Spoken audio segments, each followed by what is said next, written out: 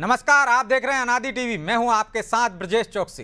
दतिया उपचुनाव के नतीजे आ चुके हैं। इस बार भी दतिया की जनता ने बीजेपी को बड़ा झटका दिया है और कांग्रेस के हाथ एक बड़ी सियासी जीत लगाई है।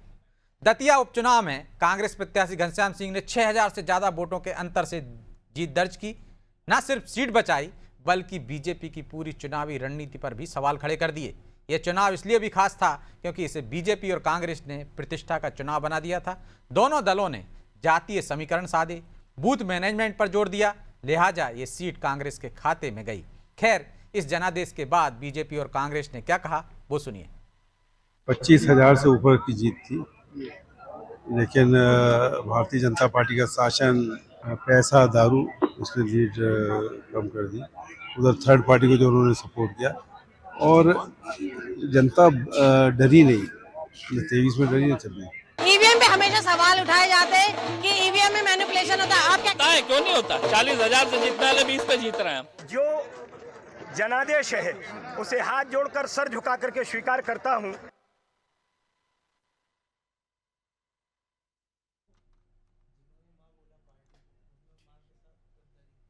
चलिए, अब इन नतीजों पर चर्चा के लिए हमारे साथ जुड़ गए हैं बीजेपी पैनलिस्ट महेश शर्मा, कांग्रेस नेता बीरेंद्र द्विवेदी और वरिष्ठ पत्रकार रमेश शर्मा और हमारे सहयोगी मनोज वर्मा। आप सभी का स्वागत है। लेकिन शुरुआत मनोज जी आपसे करते हैं। क्या कहेंगे बीजेपी की इस हार और कांग्रेस की जीत का? मुझे लगता है कि इस पूरे सिनेरियो फिट बैठता है कि इतना भी गुमान ना कर अपनी जीत पर, ये बेखबर शहर में तेरी जीत से ज़्यादा मेरी हार के चर्चे हैं। तो ये जीत से ज़्यादा हार के चर्चे हैं कि बीजेपी दतिया हार गई है। इस बात की चर्चा नहीं है कि घनश्याम सिंह जीत गए। और दूसरा एक बड़ी दिलचस्प बात है कि कांग्रेस जिसको भी क्रेडिट दे, लेकिन सीएलपी हैं कांग्रेस के नेता प्रतिपक्ष उमंग सिंगार, उन्होंने एक ट्वीट किया आपसे कुछ देर पहले, उसको मैं हूबहू सुना देता हूँ, इससे आपको समझ में जाएगा कि पूरे चुनाव की दशा दिशा क्या थी।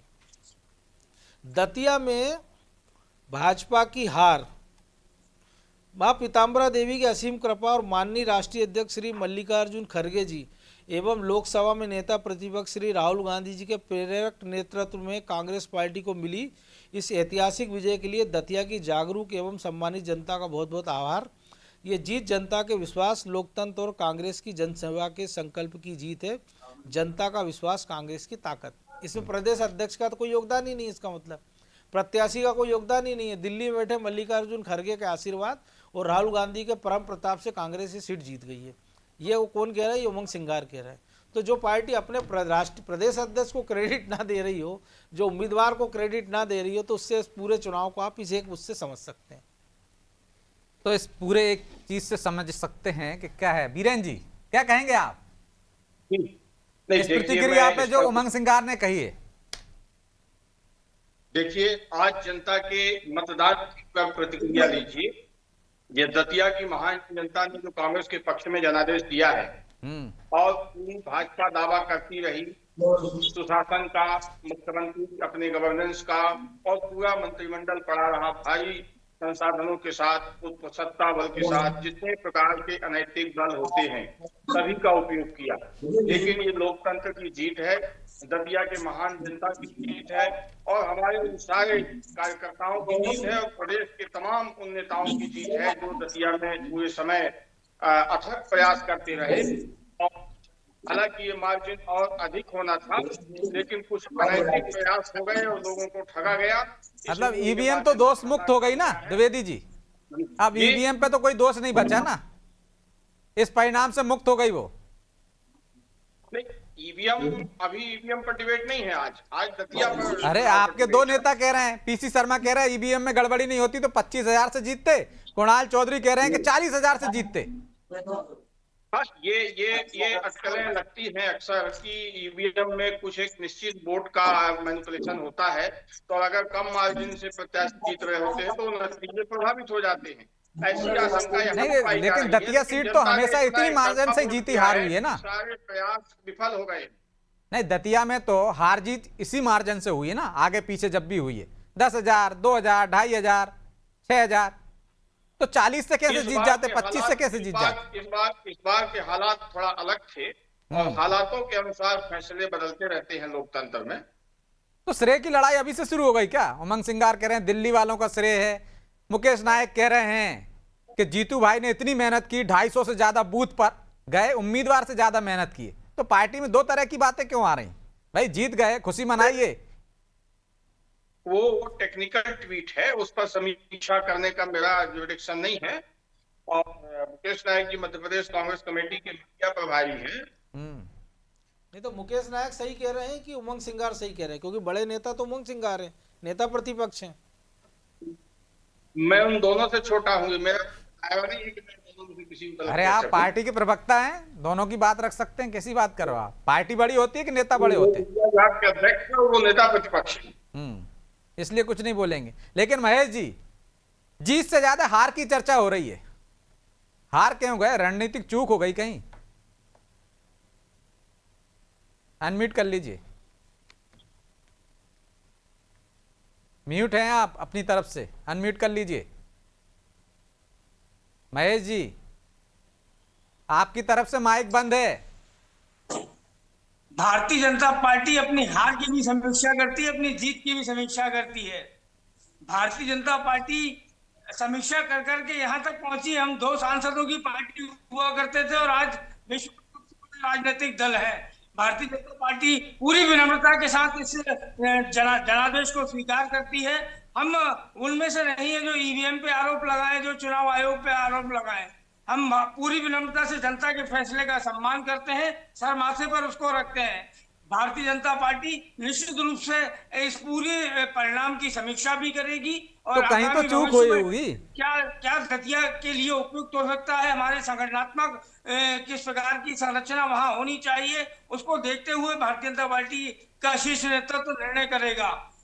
बूथ मजबूत आपका, आप कहते हो हमारा बूथ मजबूत है, जातीय समीकरण आपने साधे, बड़े नेताओं को आपने उतारा मैदान में, नरोत्तम मिश्रा और जितनी पूरी जिला कार्यकारिणी नाराज थी, उनकी नाराजगी दूर आपने कर दी। हमारे प्रधानमंत्री से लेके बूथ का कार्यकर्ता भाव के साथ काम करता है, तो उसको आप ऐसा ना देखें कि बड़े नेता मैदान में उतारे। प्रत्येक कार्यकर्ता को जो जिम्मेदारी भारतीय जनता पार्टी का नेतृत्व देता है वो उसका जवाबदेही के साथ पालन करता है। लेकिन महेश भाई, अभी कुछ देर पहले आशुतोष तिवारी जी का एक बयान आया है कि जो लोग पार्टी को मां कहते थे उन्होंने मां को धोखा दिया है। कौन लोग हैं वो? नहीं, निश्चित रूप से कहीं कोई ऐसी शिकायत आएगी तो हमारे पार्टी का संगठन और उसकी अनुशासन समिति सारी चीजों पर गौर अब करेगी। प्रत्याशी से बड़ा कौन शिकायत करेगा? उनके प्रत्याशी ने शिकायत की, राजेंद्र भारती को उन्होंने बाहर कर दिया। आपका प्रत्याशी कह रहा है कोई सुन ही नहीं रहा। जिस दिन सजा हुई थी उसी दिन कांग्रेस को बाहर करना चाहिए था। जब आपके विधायक को भ्रष्टाचार के आरोप में सजा हुई, उसके कारण दतिया की जनता पर दोबारा चुनाव का बोझ पड़ा, उसी दिन कांग्रेस को बाहर करना चाहिए था। ये तो अन्याय कर रहे हैं यार, वो चुनाव में आपकी मदद कर रहे हैं, बेचारे पार्टी से निकाल दिया। लेकिन जनता के समक्ष उनको, उस विधायक को जिसने भ्रष्टाचार किया, उसको तत्काल उसी समय निलंबित करना चाहिए था। निलंबित कर देते तो आपकी मदद कैसे करते वो, जिस आरोप में निकाला है? देखिए, भारतीय जनता पार्टी अपने कार्यकर्ता की मेहनत के आधार पर, अपनी सरकार के डॉक्टर मोहन यादव जी के नेतृत्व में जो सरकार विकास के काम कर रही है उसके आधार पर चुनाव मैदान में थी। भारतीय जनता पार्टी ने न समाज को बांटने की राजनीति की। तो फिर आप कह रहे हो ये सब नकार दिया जनता ने? अटकाने, भटकाने, लटकाने और बांटने और छाटने का।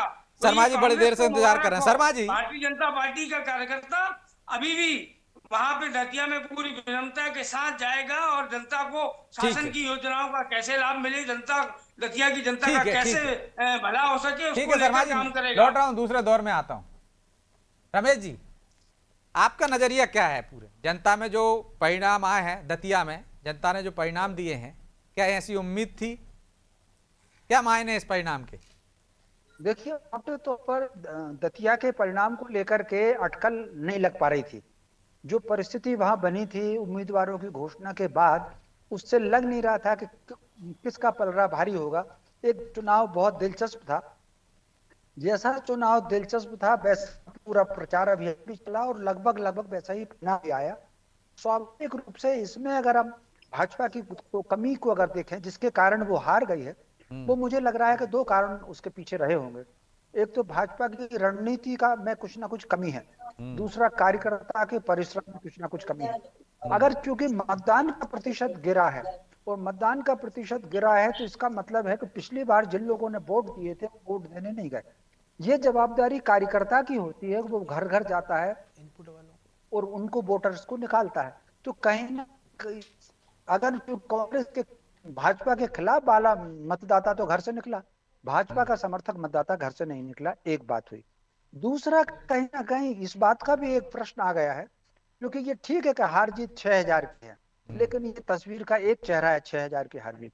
इसमें अगर हम भाजपा के खिलाफ जो वोट पड़े हुए हैं, दामोदर यादव जो कांग्रेस को मिले हैं, जो अन्य लोग मिले हैं, उसको अगर देखेंगे तो ये भाजपा के वोट प्रतिशत में भी गिरावट आई है। ये क्यों आई है? आप अगर पिछले 2.5 वर्ष में भाजपा की कार्यशैली देखेंगे, विजयपुर में भाजपा का वोट गिरा, बुधनी उपचुनाव में भाजपा का वोट गिरा और दतिया में भी भाजपा का वोट गिरा। आखिर वो क्या कारण है कि पार्टी का वोट कम हो रहा है? इस पर भाजपा को या उपचुनाव में पार्टी क्यों अपने वोटर को नहीं निकाल पा रही, ये भी तो बड़ा कारण हो सकता है। आप मुख्य चुनाव में पूरी मेहनत कर रहे हैं, उपचुनाव में आप वोटर नहीं निकाल पा रहे। निश्चित रूप से कई मतलब उदाहरण ऐसे बहुत कम उदाहरण होते हैं कि उपचुनाव में वोटिंग का परसेंटेज गिर जाए, ऐसे उदाहरण बहुत कम होते हैं। चुनाव में हमेशा पोलिंग का परसेंटेज बढ़ता है, क्योंकि दोनों पार्टियां ताकत लगाती हैं उसमें। इस बार तो एक तीसरा उम्मीदवार ऐसा था जो अपेक्षाकृत दोनों पार्टियों से ज्यादा मेहनत कर रहा था, तो स्वाभाविक रूप से उसके बाद भी अगर वोटर घर से कम निकला है, तो मैं समझता हूं ये बहुत आश्चर्यजनक बात है और इस पर विचार करना चाहिए। और खासतौर से भाजपा की वो रणनीति को, इस पर कहीं ना कहीं उनको विचार करना चाहिए। अगर आप 2023 का चुनाव परिणाम देखें, 2023 में इसी दतिया में जब पूरे प्रदेश में आप 160 से ज्यादा सीट जीत रहे थे, लहर थी भाजपा की, मोदी की और भाजपा की, लेकिन वहां आप दतिया में हारे। दतिया में 2023 में कांग्रेस के टिकट वितरण लेकर के बहुत घमासान था, पहले किसी और टिकट बदला, उसका भी अगर भाजपा लाभ नहीं उठा पाई और हार गई। क्या 2.5 साल में उन कारणों पर आपने कोई विचार नहीं किया क्या? मैं समझता हूं ये कहीं ना कहीं जो एक हायर लेवल की हवाई जहाज वाली राजनीति होती है भाजपा में, वो ये शर्मा जी कहीं ना ऐसा तो कहीं नहीं, रीति क्योंकि नीति जो आ रही पार्टी है, का जमीन पर कार्यकर्ता से है भाजपा कहीं ना कहीं दूर हो रही। शर्मा जी, दतिया को छोड़ दीजिए, जी 1 सेकंड और कहूंगा, जी जी, दतिया को छोड़ दीजिए, दतिया के साथ आप बांकीपुर में भी जो परिणाम आए वो राष्ट्रीय अध्यक्ष की सीट है। मैं समझता हूं संपूर्ण भाजपा को बहुत विचार करने की आवश्यकता है। जी शर्मा जी, जैसे जो आपने जिक्र किया, लेकिन जो पिछले इस सरकार में 4 उपचुनाव हुए, कमलेश शाह अमरवाड़ा की बात कर लें, रामनिवास रावत की बात कर लें हम विजयपुर से, ये दोनों कांग्रेस से आए हुए थे, और नरोत्तम मिश्रा खांटी बीजेपी की थे, उनका टिकट काट के नए आशुतोष तिवारी को टिकट दिया गया। तो जो मूल कार्यकर्ता है बीजेपी का, वो इसको ये लग रहा हो, शायद ये भाव हो कि कब तक बाहरियों को ढोते रहेंगे, तो ये सही समय कि चुनाव में उनको सबक सिखा दिया जाए। तो हमने देखा अमरवाड़ा में मार्जिन कम हुआ, रामनिवास रावत चुनाव हार जाते, और यहाँ आशुतोष तिवारी, ये एक बड़ी कारण आप देख रहे हैं जो कार्यकर्ताओं के नाराजगी के कारण, कि नेता भले ऊपर से कुछ कहे लेकिन कार्यकर्ता नीचे सक्रिय नहीं हो रहा है।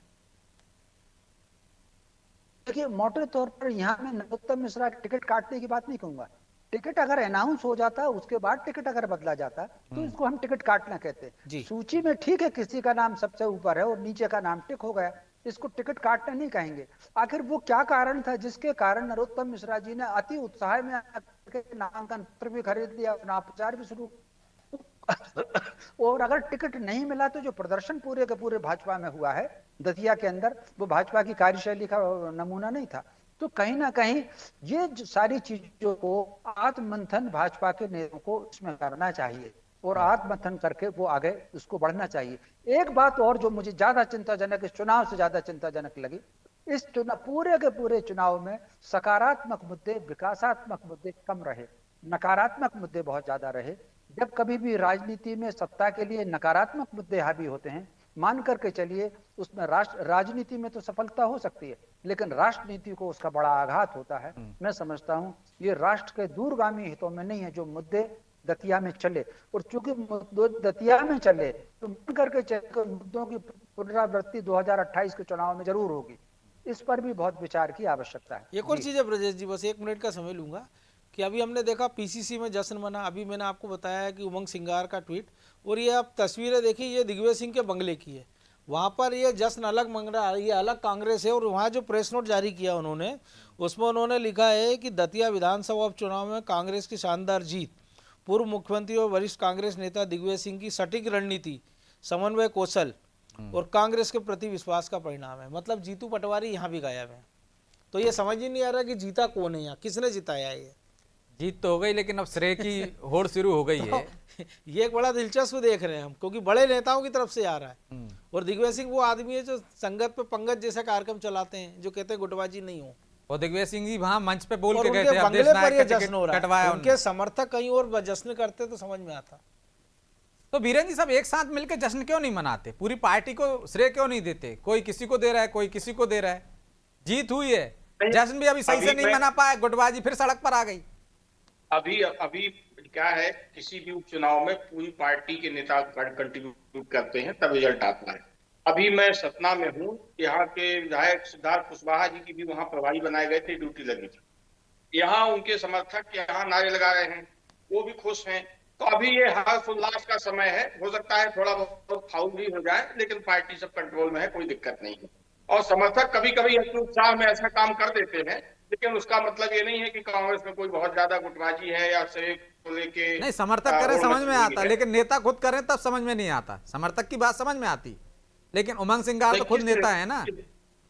नहीं, उमंग सिंगार पीसीसी प्रेसिडेंट एक सिक्के के दो पहलू हैं। जीतू पटवारी को क्रेडिट देना माने खुद क्रेडिट लेने जैसा है, इसलिए उन्हें राष्ट्रीय नेतृत्व को क्रेडिट दिया है। आप लाइन समझिए। लेकिन ये कई बार सिक्का वो शोले फिल्म का सिक्का हो जाता है ना, कि दोनों तरफ एक ही दिखता है, कि हर एक आदमी का सिक्का अलग अलग है, उसके दोनों तरफ एक ही आदमी है। अब चलिए, अब ये आइए आप लोगों को। तो ये भी अच्छा है ना, बीरेन जी इसमें भी कह सकते हैं भाई दोनों अलग नहीं है, एक ही है, सिक्का एक ही है, चाहे इधर पलटो चाहे उधर पलटो। लेकिन महेश जी जो अभी तो मैं ये कहना चाहता हूँ, एक मिनट समय लूंगा जी। ये मतदान दतिया की जनता ने किया है, लेकिन ऐसा मानस पूरे मध्य प्रदेश का है। और जैसा कि समीक्षक महोदय ने कहा है कि कहीं न कहीं गवर्नेंस की बहुत बड़ी फेल्योर है, और ये इस बात को इंगित करता है कि 2023 का लेकिन बीरेन जी ऐसा आपने दमोह का उपचुनाव हुआ था तब भी कहा था, जब भी उपचुनाव होते हैं आपने बुधनी पे भी कहा था, लेकिन जब मुख्य चुनाव होते हैं तो इसके बाद तो वो होता ही नहीं है। जैसे दमोह के बाद चुनाव हुए तो वो ऑक्सीजन का सिलेंडर खत्म हो जाता है जो अब मिलती है उपचुनाव में आपको। ये लाडली बहना का झांसा देके सरकार बन गई थी धोखे से। मोदी जी की 8 गारंटी जो पूरी नहीं हुई है, तो अब जनता किसी भी हाल में कंसीडर करने आप ही पार्टी ने कहा था ईवीएम में गड़बड़ी हुई, कमलनाथ जी ने कहा था, राहुल गांधी ने कहा था, अब आप कह रहे हो लाडली बहना से। वो एक डिबेट अलग पूरे देश में चल रही है, और लेकिन अभी उस पर फाइनल कंक्लूजन कोई नहीं पाया है, लेकिन वो डिबेट तो है। हाँ डिबेट है, लेकिन उसमें कोई वो नहीं है कि उसी से जीत रहे हैं। एक स्कीम हिमाचल और कर्नाटक में भी है वैसे। नहीं, अभी उस पर फाइनल कंक्लूजन नहीं आया है, तो मैं कैसे कह सकता हूँ, लेकिन उस पर डिबेट तो है। ठीक है, लेकिन महेश जी जो शर्मा जी ने सवाल उठाए थे, एक तो रणनीतिक चूक हो गई, और आपका कार्यकर्ता वोटर को घर से नहीं निकाल पाया, तो निश्चित तौर पर नाराजगी रही होगी। आप तो कहते हो सबसे ज्यादा मजबूत आपका बूथ है, त्रिदेव सिस्टम आपके यहाँ है, लेकिन आपका कार्यकर्ता और आपका वोटर घर से नहीं निकल रहा है। नहीं ब्रजेश जी, बिल्कुल निश्चित रूप से हम भारतीय जनता पार्टी वो राजनीतिक दल है जहाँ श्रद्धेय अटल बिहारी वाजपेयी जी ने कहा था कि न हार मेरा जीत में किंचित नहीं भयभीत में, कर्तव्य पथ पर जो मिला ये भी सही वो भी सही।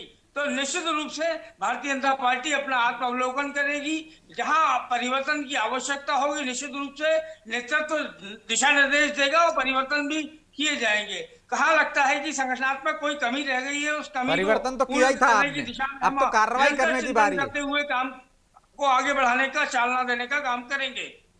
नहीं, परिवर्तन तो आपने कर ही दिया था ना, अब तो कार्रवाई की बारी है। यदि जो घनश्याम सिंह कह रहे हैं तो फिर कार्रवाई करेंगे, उन्होंने तो एक झटके में कर दिया। घनश्याम सिंह जी मुझे लगता है घनश्याम सिंह जी भी ये कह रहे हैं कि कार्यकर्ताओं ने आपके साथ दिया उनके इस चुनाव को जीत के उन्हें बधाई, लेकिन जिस प्रकार की बातचीत उन्हें अपने दल में देखना चाहिए कि उनके दल में उनके कितने विरोधियों ने क्या क्या किया, और उन्होंने जो राजेंद्र भारती के साथ किया वो अच्छी बात है। ये कार्रवाई तो कांग्रेस को बहुत पहले करनी चाहिए थी। चलो अच्छा, आप घनश्याम सिंह जी की नहीं सुन रहे हो, आशुतोष तिवारी की तो सुनोगे। शिकायत करें। उमंग सिंगार भी तो कह रहे हैं कि आपके लोगों ने उनकी मदद की। उमंग सिंगार, चलिए उमंग सिंगार की मत सुनो, घनश्याम सिंह की मत सुनो, आशुतोष तिवारी की तो सुनोगे। नहीं, निश्चित रूप से संगठन में पूरे विषय पे चर्चा होगी, और जहां भी जो समीक्षा में निकल कर आएगा उसके उपरांत पार्टी को जो उचित निर्णय लगेगा निश्चित रूप से वो करेंगे। तो मनोज जी, अगर आपको लगता है कि चाहे मध्य प्रदेश हो चाहे बिहार हो, पार्टी को समीक्षा करने की जरूरत है? देखिए, अगर राष्ट्रीय अध्यक्ष की सीट अगर 50,000 से आप जीतते हो और वो इतने लंबे मार्जिन से आप चुनाव हार रहे हो, तो निश्चित तौर पर समीक्षा होना चाहिए। समीक्षा इस बात की भी होना चाहिए कि क्यों आप बड़े नेताओं को एक झटके में घर बिठा के एक नए नवेले लोगों को कमान संभाल देते हो। भाई आपको एक बड़े स्तर पर निपटाना करना था तो आपने जो है मार्गदर्शक मंडल बना दिया, तो समझ में आता कि भैया 75 पार वालों को आप घर बिठा दो। लेकिन अगर 60 और 65 वालों को बिठाने की अगर ये प्रक्रिया आपने शुरू कर दी, हमने देखा BD शर्मा के समय देखा था कि 50 पार वाले नेताओं के साथ क्या हुआ था, जिलाध्यक्ष की रेस से बाहर कर दिए गए थे, 35 पार वाले मंडल अध्यक्ष की रेस से बाहर कर दिए गए थे। तो कहीं ना कहीं आपको ये देखना पड़ेगा कि अगर आपको दिल्ली में मजबूत कब होगी, जब सूबों में सल्तनत मजबूत होगी। जब सूबों में आप खत्म हो जाएंगे कांग्रेस जैसे, तो दिल्ली में आपका झंडा कौन उठाएगा। तो शर्मा जी, कांग्रेस की जीत से कुछ असर पड़ेगा मध्य प्रदेश पर, मध्य प्रदेश की राजनीति पर? देखिए, अभी तो कुछ ज्यादा असर की संभावना कम है।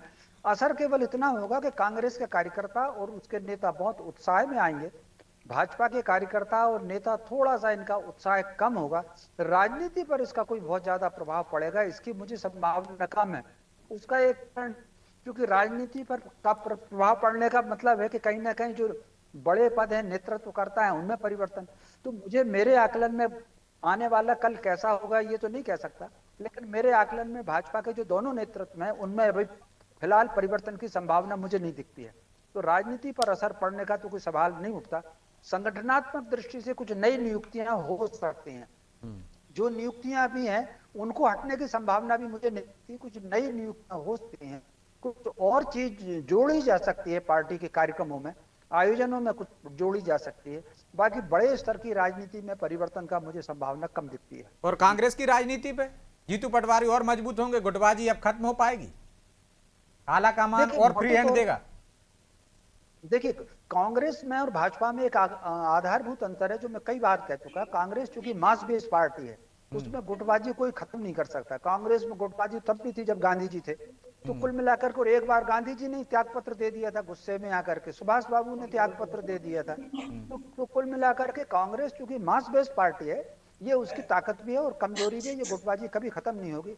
लेकिन कुल मिलाकर के इस परिणाम के बाद कांग्रेस हाईकमान कहीं ना कहीं जीतू पटवारी को अलग और दिग्विजय सिंह जी को अलग महत्व देगा, क्योंकि घनश्याम सिंह जी का जो टिकट है वो माना जाता है कि वो दिग्विजय सिंह जी के कैंप से मिला हुआ है, क्योंकि राघवगढ़ और दतिया दोनों चूंकि राज परिवारों से संबंध है। और अगर आप देखेंगे 1857 की पृष्ठभूमि में तो दोनों राजाओं में मित्रता रही है, तो स्वाभाविक रूप से वो टिकट दिग्विजय सिंह जी के वजह से मिला।